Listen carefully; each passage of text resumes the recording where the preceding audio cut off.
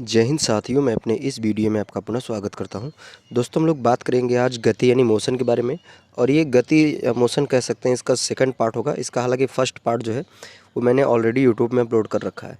उसमें गति के फर्स्ट पार्ट में हमने बात किया कि गति किसे कहते हैं, विराम क्या चीज़ होता है, दूरी क्या चीज़ है, विस्थापन क्या, चाल क्या, वेग क्या, त्वरण क्या है, इनके मात्रक क्या होते हैं, इनके बारे में जितनी भी चीज़ें, सूत्र वगैरह जो भी कंप्लीट जानकारियाँ हैं, सब हमने फर्स्ट पार्ट में डिस्कस कर रखा है।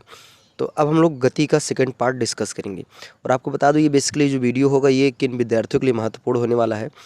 अगर आप किसी भी बोर्ड एग्ज़ाम की तैयारी कर रहे हो या फिर आप किसी भी कॉम्पिटिटिव एग्ज़ाम की तैयारी कर रहे हो, अगर उसमें से गति से संबंधित प्रश्न पूछे जाते हैं तो आपके लिए काफ़ी महत्वपूर्ण होने वाला है। तो चलिए आइए स्टार्ट करते हैं। इसमें दरअसल फर्स्ट पार्ट में जितना मैंने डिस्कस किया था वो डिस्कस ही किया था। बाकी उसमें जो कुछ बचा था उसको मैंने बोला था कि सेकंड पार्ट में हम डिस्कस करेंगे। तो आइए जो चीज़ें शेष बची उनको हम लोग अब सेकंड पार्ट में डिस्कस करेंगे। इसमें सबसे पहले समझेंगे कि एक बीमी गति क्या होती है।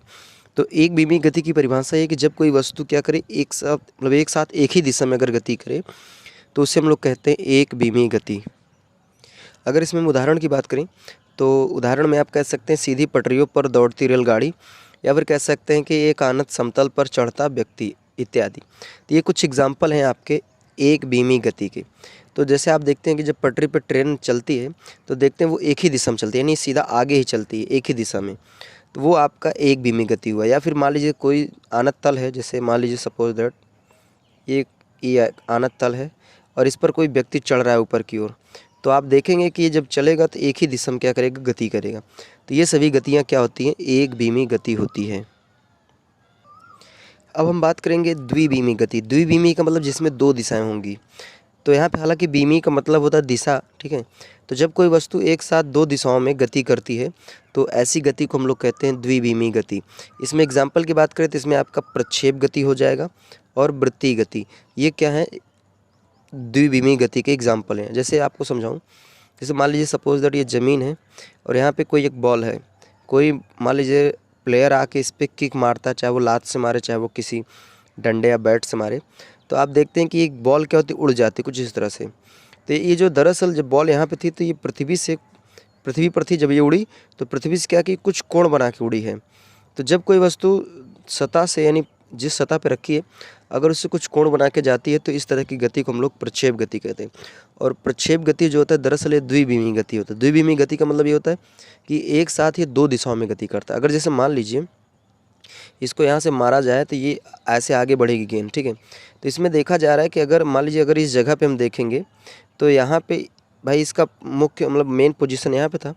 अब मान लीजिए अगर ये बॉल यहाँ पे है तो देखेंगे तो ये बॉल क्या है, कुछ अपने मुख्य स्थान से कुछ दूर पे गई है, साथ ही साथ देखा जाए तो कुछ ऊंचाई पे भी गई है।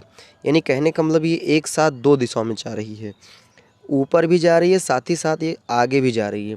तो इसी को हम लोग कहते हैं द्विबीमी गति। तो जब कोई वस्तु एक साथ दो दिशाओं में गति करे तो उसे हम लोग क्या कहते हैं, द्विबीमी गति। अगला समझेंगे त्रिबीमी गति क्या होता है। तो इसमें इस नाम से ही पता चल रहा है कि जब कोई वस्तु एक साथ तीन दिशाओं में गति करे तो उसे हम लोग कहते हैं त्रिबीमी गति। इसमें एग्जाम्पल की बात करें तो इसमें कह सकते हैं कि बंद, यानी किसी बंद बर्तन में जो गैस के अणु होते हैं वो गैस के अणु क्या होते हैं, त्रिबीमी गति करते हैं। तो आपसे यहाँ से प्रश्न बन सकता है, पूछा जा सकता है कि बंद पात्र यानी बंद बर्तन में गैस के जो अणु होते हैं वो कौन सी गति करते हैं, तो वो त्रिबीमी गति करते हैं। अब हम बात करेंगे गति के समीकरण। तो यहाँ से भी आपके प्रश्न बन सकते हैं। तो आइए समझते हैं गति के समीकरण क्या है। तो देखिए, अगर मान लीजिए जब कोई वस्तु समान समय में अगर असमान त्वरण उसमें उत्पन्न होता है तो उसके विस्थापन, वेग, त्वरण, दूरी, इन सब के बारे में आप डिटेल डिस्कस नहीं कर सकते हैं। कि जैसे अगर मान लीजिए कोई वस्तु है, अगर वो गति कर रही है और उसमें देखा जा रहा है कि समान समय में असमान त्वरण उत्पन्न हो रहा है। असमान त्वरण उत्पन्न होने का मतलब ये है कि हर बार उसकी स्पीड जो है वो कम ज़्यादा हो जा रही है, ठीक है। तो उसके बारे में फिर आप कुछ भी नहीं कह सकते कि इसका विस्थापन क्या होगा, इसका त्वरण क्या होगा, इसका वेग क्या होगा, ये आप इसके बारे में डिटेल नहीं बता सकते। थोड़ा सा ये क्या होगा बताना मुश्किल होगा। लेकिन अगर मान लीजिए कोई वस्तु समान समय में समान त्वरण तय करे, अर्थात हर एक फिक्स टाइम पर वो अपनी स्पीड को क्या करे, घटाए या बढ़ाए, तो उसके विस्थापन, त्वरण, वेग, इन सब चीज़ों के बारे में आप आसानी से क्या कर सकते हैं, बता सकते हैं।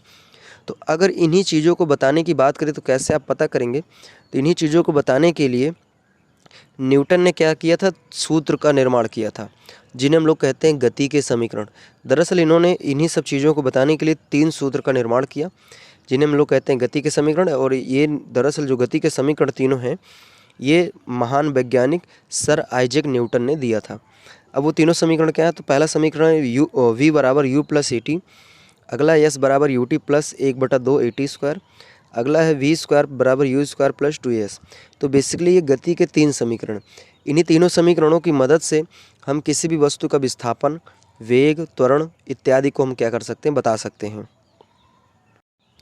अगर अब हम इन सूत्रों के नामकरण की बात करें तो यहाँ पे जो v है, v का मतलब होता है अंतिम वेग, u का मतलब होता है प्रारंभिक वेग, a का मतलब होता है त्वरण, और यहाँ पे t जो है, t का मतलब होता है टाइम। उसी तरह यस जो है विस्थापन, आप इसको कह सकते हैं, दूरी भी बोल सकते हैं। u आपका प्रारंभिक वेग, t समय, a त्वरण, t समय। उसी तरह इसमें भी v आपका अंतिम वेग, u प्रारंभिक वेग, a आपका त्वरण है, 2 हालांकि नियतांक है, ठीक है, और यस क्या है, आपका विस्थापन है। अब यहाँ पे दरअसल 2 वेग हैं, एक आपका अंतिम वेग होता है, एक होता है प्रारंभिक वेग। अंतिम वेग क्या होता है, प्रारंभिक वेग क्या होता है, इसको समझ लीजिए। जैसे मान लीजिए कोई वस्तु गति कर रही है, अभी जैसे प्रेजेंट टाइम में मैंने नोटिस करना स्टार्ट किया, तो वो अभी मान लीजिए वो 60 किलोमीटर प्रति घंटे की रफ्तार से वो चल रही है। फिर हमने 5 मिनट बाद या 7 मिनट बाद या 2 मिनट बाद, कुछ भी टाइम बाद हमने देखा तो उस वस्तु की जो चाल थी वो 70 किलोमीटर प्रति घंटा हो गई। तो इसका मतलब ये है कि जब हमने प्रारंभ में देखा था तो 60 था, अब हमने लास्ट में देखा तो कितना है, 70 हो गई। तो इसका मतलब जो 60 था वो आपका प्रारंभिक वेग हुआ, और जो आपने बाद में देखा 70 वाला, वो आपका क्या हो जाएगा, अंतिम वेग हो जाएगा। तो यहाँ से प्रश्न कैसे आपसे बनेगा, इसमें जैसे आपसे प्रश्न ये कर सकते हैं कि जब कोई वस्तु विरामावस्था से गति प्रारंभ करे तो उसमें कौन सा वेग 0 होता है। तो ध्यान देना है कि अगर कोई वस्तु विरामावस्था से प्रारंभ गति करती है, यानी पहले रुकी थी, अब स्टार्ट किए चलना, तो उस टाइम उसका जो प्रारंभिक वेग होता है वो क्या होता है, 0 होता है। भाई अगर वो रुकी है तो जाहिर सी बात है उसका स्टार्टिंग वेग क्या होगा, 0 होगा। लेकिन अगर जब मान लीजिए किसी वस्तु पर ब्रेक लगाया जाए तो पूछा जाए उसमें कौन सा वेग 0 होगा, तो ध्यान देना कि लास्ट में क्या होगा, जब ब्रेक मारा जाएगा लास्ट में जाके वो गाड़ी रुक जाएगी, या कोई भी वस्तु है वो क्या होगी, आगे जाके रुक जाएगी। तो इसका मतलब ये कि उसका जो अंतिम वेग होगा, लास्ट वेग, वो क्या होगा, रुकेगा, तो मतलब 0 हो जाएगा। तो ध्यान देना कि जब वस्तु में ब्रेक लगाया जाता है तो उसका अंतिम वेग 0 होता है, और जब कोई वस्तु विरामावस्था से गति करना प्रारंभ करती है तो उसका प्रारंभिक वेग क्या होता है, 0 होता है। ये ध्यान देना है। तो यहाँ से आपके प्रश्न बन सकते हैं। अगला समझेंगे गुरुत्वाधीन गति क्या होता है। जैसे देखिए अभी यहाँ पे मैंने बात की जो गति के समीकरण तीनों की, अगर मान लीजिए जब कोई वस्तु सीधी रेखा में समतल सतह पर गति करेगी तो उनमें त्वरण, विस्थापन, वेग इत्यादि को ज्ञात करने के लिए हम लोग उन तीनों को यूज़ करेंगे, यानी इन तीनों फार्मूलों का यूज़ करेंगे। अब मान लीजिए अगर कोई वस्तु पृथ्वी की सतह से ऊपर जाए या पृथ्वी की सतह की ओर आए, अर्थात गुरुत्व के अधीन अगर वो गति करे, तो इस तरह की गति को हम लोग कहते हैं गुरुत्वाधीन गति। और इसमें क्या होता है कि इसमें अगर आप त्वरण, वेग इत्यादि को निकालना चाहते हैं तो बस इसमें क्या होता है, सारा फार्मूला ऐसे ही रहेगा। अंतर क्या हो जाएगा, एक ही जगह आपको जी लिख देना, अर्थात त्वरण की जगह गुरुत्वीय त्वरण हो जाएगा, और यहाँ पे जो एस यानी विस्थापन है उसकी जगह आपकी ऊंचाई हो जाएगी। ठीक है, ये ध्यान देना है।